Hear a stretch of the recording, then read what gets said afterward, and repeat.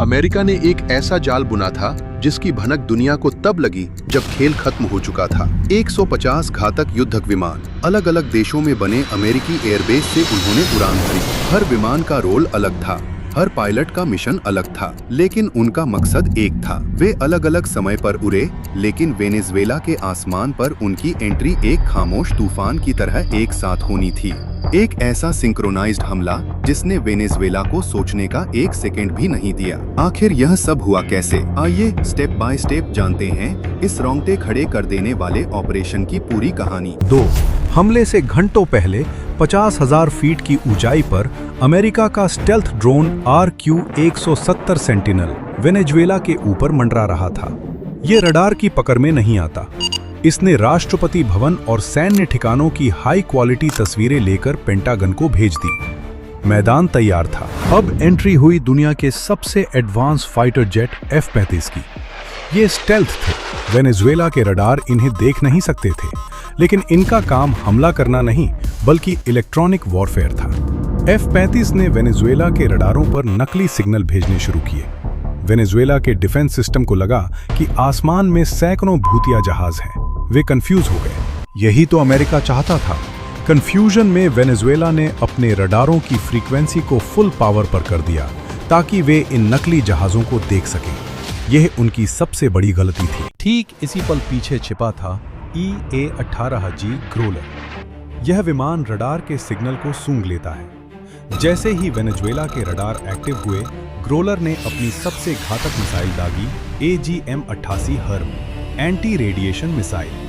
महज 9 सेकंड, सिर्फ 9 सेकंड में वेनेजुएला के 12 मुख्य रडार स्टेशन आग के गोले में बदल गए। वेनेजुएला का पूरा एयर डिफेंस सिस्टम अंधा हो चुका था। अब अमेरिकी विमानों को रोकने वाला कोई नहीं था। वेनेजुएला के रडार खत्म होते ही अमेरिका ने अपने सबसे बड़े खिलाड़ियों को मैदान में उतार दिया। अब बारी थी वेनेजुएला की मिलिट्री को पूरी तरह अपाहिज करने की। सबसे पहले आया अमेरिका का सबसे पुराना और खूंखार बॉम्बर B-50। इसने शहर के बाहर मौजूद वेनेजुएला के मिलिट्री बेस पर कारपेट बॉम्बिंग शुरू कर दी। आसमान से एक साथ इतने बम गिरे कि वेनेजुएला की सेना को संभलने का मौका ही नहीं मिला। जहां से भी जवाबी हमले का डर था, वो जगहें राख के ढेर में बदल दी गई। जमीन पर तबाही मची थी और समंदर में अमेरिका ने USS जेरल्ड R फोर्ड को तैनात कर दिया। यह दुनिया का सबसे बड़ा युद्धपोत है। इसने समंदर में अपना लंगर डाल दिया ताकि कोई दूसरा देश वेनेजुएला की मदद के लिए न आ सके। यह पानी पर तैरता हुआ एक अभेद्य किला था। P-8I Poseidon, the submarine Hunter. पानी के ऊपर जहाज थे और पानी के नीचे की सुरक्षा के लिए आया P-8I पोसीडॉन। इसका काम था वेनेजुएला की पनडुब्बियों, सबमरीन्स को ढूंढना। अगर कोई भी पनडुब्बी मादुरो को बचाने के लिए हरकत करती तो यह जहाज उसे टॉर्पीडो से वहीं खत्म कर देता। आसमान से लेकर पाताल तक वेनेजुएला पूरी तरह घिर चुका था। अब एंट्री होती है असली कमांडोज, डेल्टा फोर्स की। ये जिस जहाज में आते हैं उसका नाम नाइट स्टॉकर था। इसमें गनर कमांडो एकदम एक्टिव पोजीशन में तैनात थे। इसके बाद आया सी हॉक हेलीकॉप्टर। इसमें भी कमांडो बैठे हुए थे जिनका काम था कि अंत में अगर कोई दुश्मन बच जाए तो उसे मार गिराना। अब आता है चिनूक। ये हमला करने के लिए नहीं बल्कि कमांडोज को ड्रॉप करने आया था। लेकिन इसके साथ एक कंटेनर भी था। अगर निकोलस मादुरो आसानी से नहीं मानते तो उन्हें इसी कंटेनर में भरकर ले जाने की तैयारी थी। अब तक लगभग आधे अमेरिकी कमांडो वेनेजुएला में घुस चुके थे और कमांडोज भेजने के लिए नौसेना की ओर से सुपर फास्ट हेलीकॉप्टर ऑस्प्रे का इस्तेमाल किया गया। चूंकि यह हेलीकॉप्टर और हवाई जहाज का मिश्रण है, इसलिए ये बैकअप के लिए कमांडोज को बहुत तेजी से लेकर वेनेजुएला के अंदर आ गया। अब इसके बाद कोई अन्य देश वेनेजुएला को प्रोटेक्शन ना दे पाए और अमेरिका अपने सभी जहाजों को रास्ता दिखा सके, इसके लिए अमेरिका ने एक उड़ता हुआ रडार भेजा। ये रडार हॉकाई जहाज पर लगा होता है जो वेनेजुएला के ऊपर उड़ते हुए एक कमांड सेंटर बन गया। समुद्र में दुनिया का सबसे बड़ा aircraft carrier Gerald R Ford अपना लंगर डाल चुका था। ये वहां इसलिए खड़ा था ताकि ये देख सके कि कोई दूसरा देश वेनेजुएला को बैक सपोर्ट न दे दे। अगर वेनेजुएला की नेवी की कोई पनडुब्बी हरकत में आती तो उसे मारने के लिए अमेरिका ने P-8I जहाज भेजा था।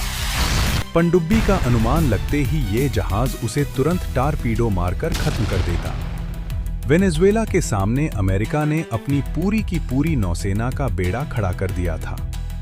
ये पूरी तरह से वॉर के लिए रेडी थे, सब में पायलट बैठे हुए थे, ये एकदम रेडी टू मूव थे। इसके पीछे पूरे एयरक्राफ्ट तैनात थे, पूरी मिलिट्री तैनात थी। सोचो, अगर वेनेजुएला की तरफ से कोई अटैक आता तो क्या होता? जब सभी कमांडो वेनेजुएला के अंदर पहुंच गए, तब असली काम शुरू हुआ। अब वेनेजुएला पर होता है साइबर अटैक। वेनेजुएला में जो पावर सप्लाई होती है, उसके ग्रिड में कंप्यूटर लगा होता है जो अमेरिका का ही था। अमेरिका ने पहले ही अपडेट के नाम पर उसमें एक मैलवेयर भेज दिया था, जिससे कंप्यूटर ने काम करना बंद कर दिया और पूरी लाइन की सप्लाई कट हो गई। वेनेजुएला का जीपीएस भी काम करना बंद कर देता है। अमेरिका का साइबर कमांड इतना एक्टिव था कि उसने वेनेजुएला के सभी सैटेलाइट्स को ऑफ कर दिया। अब चिनूक हेलीकॉप्टर से कमांडो छत पर उतरते हैं। मादुरो जिस कमरे में रहेंगे, उसकी दीवार मोटी और स्टील की होती है, जिसे तोड़ने के लिए कमांडो थर्मल लांस और ब्लो टॉर्च लेकर गए थे। मादुरो किस कमरे में है, ये जानने के लिए कमांडो ने ग्राउंड पेनिट्रेटिंग रडार का इस्तेमाल किया। ये दीवार के अंदर भी सिग्नल भेजकर पता कर लेता है कि वहां कितने लोग हैं। अब डेल्टा फोर्स के कमांडो राष्ट्रपति को उठाकर हेलीकॉप्टर से पास में खड़ी अमेरिकी नौसेना के जहाज USS इवो जीमा पर ले गए। अगर ऐसा इंडिया के साथ होता तो क्या होता? क्या इंडिया के पीएम भी किडनैप हो सकते हैं? अगर आपको इस पर वीडियो चाहिए तो कमेंट करें। ऐसे ही वीडियो के लिए सब्सक्राइब करें। जय हिंद।